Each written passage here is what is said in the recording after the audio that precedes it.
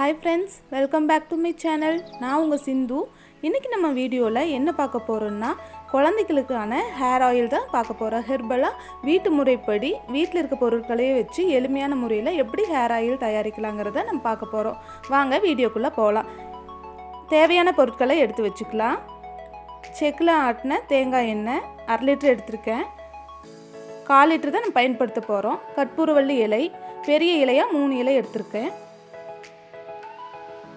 கறிவேப்பிலை 3 கொத்து எடுத்திருக்கேன். பூண்டு 1 எடுத்திருக்கேன். அதை சின்ன சின்னதாக கட் பண்ணி எடுத்து வச்சுருக்கேன். மிளகு இந்த ஸ்பூனில் 1 ஸ்பூன் எடுத்து வச்சுருக்கேன். வெத்தலை ஒரு பெரிய வெத்தலை 1 எடுத்திருக்கேன். சின்னதாக இருந்தால் 2 எடுத்துக்கோங்க. இது எல்லாத்தையும் வச்சு தான் நம்ம இப்போ ஆயில் தயாரிக்க போகிறோம். அடுப்பில் ஒரு இரும்பு சட்டி வச்சுக்கலாம். 1/4 லிட்டர் எண்ணெய் ஊற்றிக்கலாம். எண்ணெய் நல்லா காயணும். நல்லா காஞ்சி வந்துருச்சு. எண்ணெய் காஞ்சி எண்ணெய் கொதிக்கணும். அப்போ நம்ம மிளகு போடலாம். அடுத்து பூண்டு சேர்த்திக்கலாம். நல்லா பொரிஞ்சு வரும்.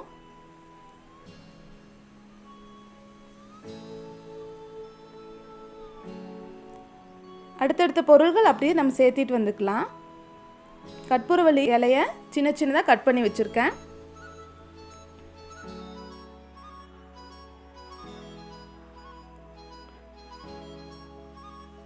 வெத்தலையை கட் பண்ணி வச்சுருக்கேன். வெத்தலை சேர்த்திக்கலாம்.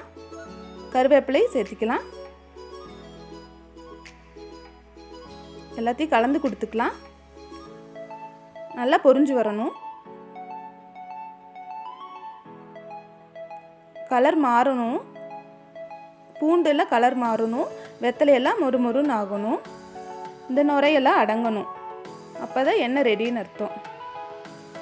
இந்த எண்ணெய் பிறந்த குழந்தையிலிருந்து வயசானவங்க வரைக்கும் தேய்க்கலாம். தலைக்கு சைனஸ் ப்ராப்ளம் இருக்கவங்களுக்கு கூட இந்த எண்ணெயை தலைக்கு தேய்க்கிறதுனால நல்ல ஒரு சொல்யூஷன் கிடைக்கும். குழந்தைகளுக்கு இந்த எண்ணெயை பயன்படுத்துறதுனாட்டி சளி பிடிக்காது அவ்வளோ சீக்கிரம்.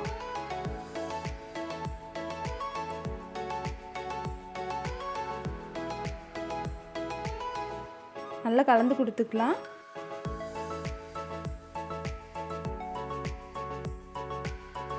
கலர் அப்படியே சேஞ்ச் ஆகும். கற்பூரவள்ளி இலையோட கலர், அப்புறம் வெத்தலையோட கலரு, இந்த பூண்டோட கலர் எல்லாம் சேர்ந்து எல்லாம் மஞ்சள் கலரில் வரும். அந்த நுரையெல்லாம் அடங்கினதுக்கப்புறம் நம்ம அடுப்பை ஆஃப் பண்ணிவிட்டு ஆற வச்சு வடிகட்டி நம்ம ஃபில்ட்ரு பண்ணி எடுத்து வச்சுக்கலாம். இதே நம்ம ரெகுலராக குழந்தைங்களுக்கு தலைக்கு தேய்க்கும் போது சளி பிரச்சனை வரவே வராது. இப்போ எண்ணெய் ரெடி ஆயிடுச்சு. பார்த்திங்கன்னா நுரை அடங்கிடுச்சு. அடுப்பை ஆஃப் பண்ணிக்கலாம். ஆற வச்சுக்கலாம். ஆற வச்சு நம்ம ஒரு காட்டன் துணி, ஒயிட் கலர் துணியில் நம்ம ஃபில்ட்ரு பண்ணி வச்சுக்கலாம்.